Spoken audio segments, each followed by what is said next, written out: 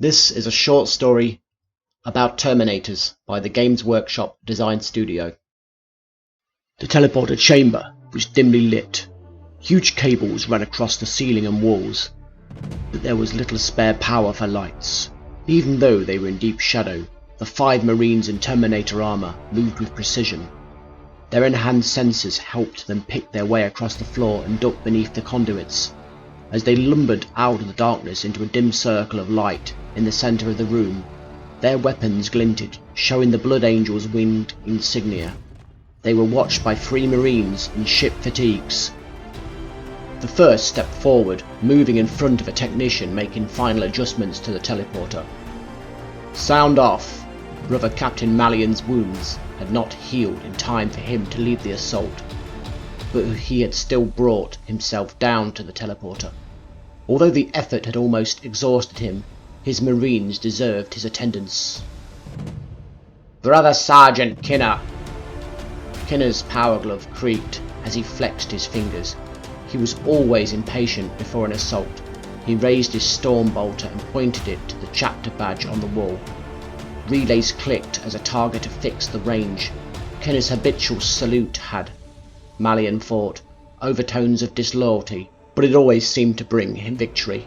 The captain let it pass. Strauss! Even in the dim lighting, the devotional stripes and purity badges on Strauss's exo-armor glittered. This assault would be his last as a simple Marine.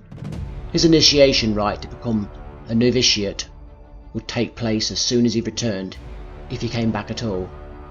In our loyalty, victory is certain. Felko! Even over the comnet, Felko sounded nervous. Not scared, but apprehensive.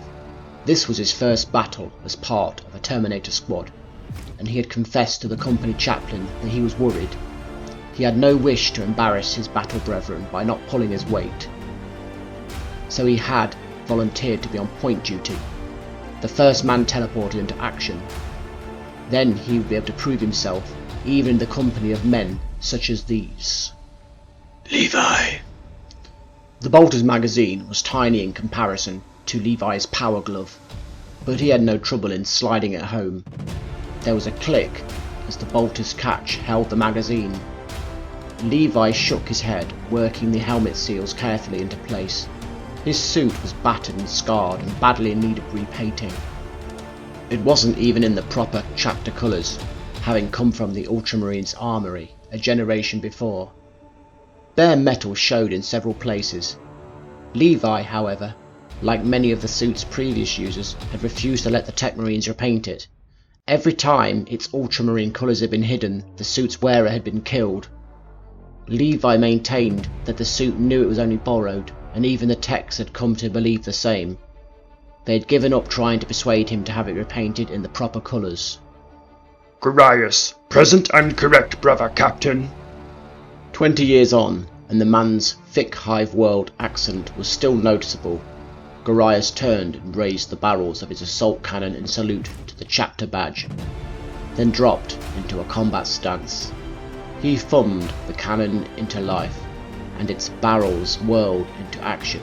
Gorias could hear the weapons hum through his armour. Satisfied, he sighed into his comnet. The other Marines chuckled. Chaplain Bregan pulled on his robe and stepped forwards as the squad dropped to its knees. Bregan gestured, and his initiate moved beside him, bearing a small dish. The chaplain dipped his fingers into the dish's oily liquid and drew a small circle on each helmet. Then he stepped back. The blessings of the Emperor and the support of your chapter be with you all! Each Marine nodded. The forms had been obeyed. Felko was the first to stand. He shrugged inside his armour, and the exoskeletons clattered as it tried to match the action. The other Marines stood up quietly and waited. Bregan raised his arms in a final benediction, then lowered them slowly. One by one the Terminator squad faded out as the teleporter took them into battle.